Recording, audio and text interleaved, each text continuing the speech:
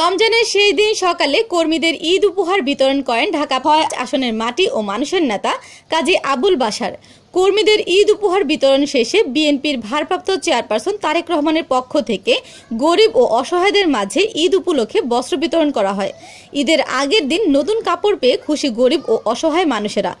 সে সময় উপস্থিত ছিলেন বিভিন্ন থানা ও ওয়ার্ডের বিএনপির সিনিয়র নেতৃবৃন্দ ও নেতাকর্মীরা।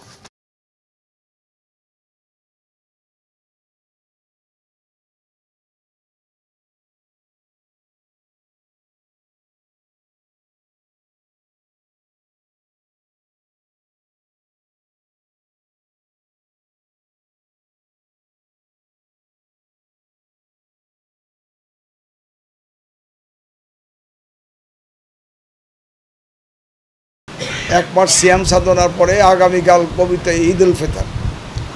এই ঈদ উল ফিতর আমাদের মুসলমানদের জন্য সবচেয়ে বেশি গুরুত্বপূর্ণ এবং আনন্দের দিন, সবচেয়ে খুশির দিন।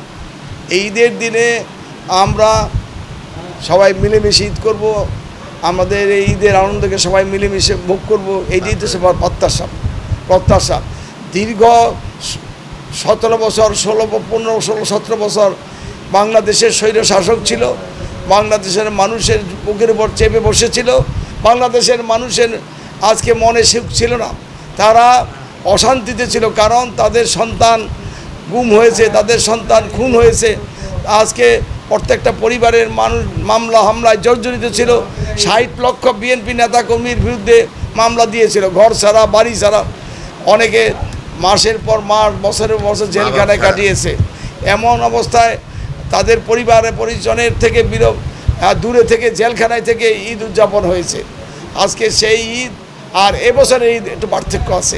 24-এর 5ই আগস্ট বাংলাদেশের ছাত্র জনতার এবং সমস্ত গণতন্ত্রকামী মানুষের ঐক্যবদ্ধ প্রয়াসে এদেশে মহাবিপ্লব হয়েছে। সেই বিপ্লবে স্বৈরাচারের পতন হয়েছে, স্বৈরাচার দেশ থেকে পালিয়ে গেছে। এমন অবস্থায় এবারে প্রেক্ষাপটে ঈদ আমাদের জন্য অত্যন্ত গুরুত্বপূর্ণ, অনেক আনন্দের। আমরা জানি যে আজকে চাঁদ দেখা গেলে আগামীকালই পবিত্র ঈদ উল ফিতর অনুষ্ঠিত হবে। আমরা এই ঈদের আনন্দকে সবার মধ্যে বিলিয়ে দেওয়ার জন্য, ভাগাভাগি করার জন্য আমাদের বাংলাদেশ জাতীয়তাবাদী দলের ভারপ্রাপ্ত চেয়ারম্যান জননেতা, আমাদের অহংকার বাংলাদেশ জাতীয় দলের ভারপ্রাপ্ত চেয়ারম্যান জনাব তারেক রহমান নির্দেশে সারা বাংলাদেশে যার যার অবস্থান থেকে সকলের মাঝে ঈদটাকে আরও ঈদের উৎসবটাকে একত্রিত করার জন্য মিলিত হওয়ার জন্য, এই আনন্দকে আর আনন্দ ঘন করে তোলার জন্য সবাই যার যার প্রয়াস থেকে চেষ্টা করছে।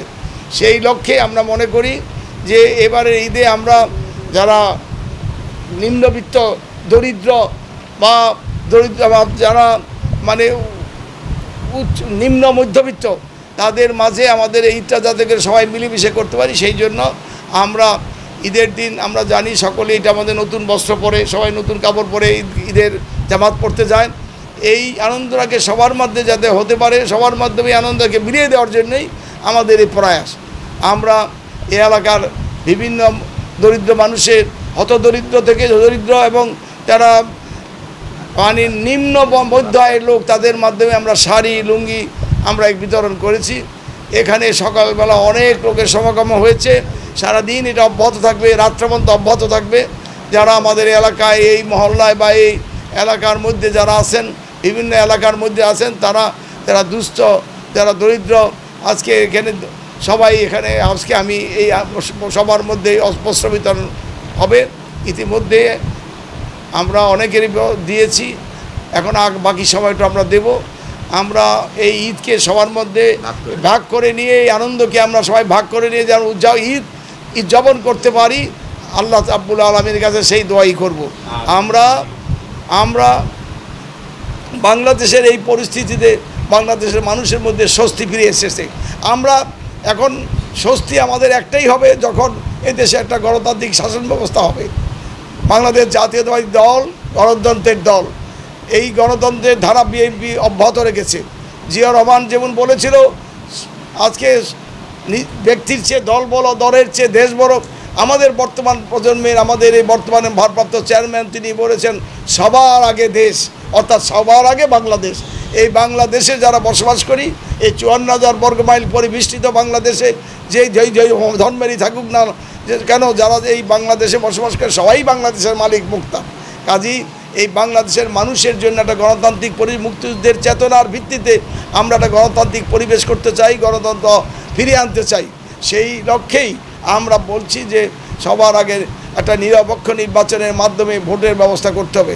এই ভোটের ব্যবস্থার মাধ্যমেই মানুষের অধিকার প্রতিষ্ঠা হবে, সুশাসনের বাংলাদেশ হবে, মানবিক বাংলাদেশ প্রতিষ্ঠা হবে। এই প্রত্যাশা আজকের এই দিন এইটি হবে আমাদের প্রত্যাশা। যত দ্রুত সম্ভব আজকে সংসদীয় গণতন্ত্রের নির্বাচন হবে, ততই দেশের জন্য মঙ্গল, মানুষের জন্য মঙ্গল, গণতন্ত্রের জন্য মঙ্গল। আর স্বৈরাচারের দোসর যারা আছে, আমরা ঐক্যবদ্ধভাবে আছি। এটা সময়ের দাবিতে আজকে বাংলাদেশের পরিস্থিতিতে বাংলাদেশ জাতীয়তাবাদী দল সবচেয়ে জনপ্রিয় দল, এবং এই জাতীয়তাবাদী দলের সকল নেতাকর্মী ঐক্যবদ্ধ আছে। আজকে এই ঐক্যবদ্ধ থেকেই আমরা গণতন্ত্রকে গণতান্ত্রিক ব্যবস্থা কায়েম করি, আমরা আমাদের আনন্দকে পরিপূর্ণ করব।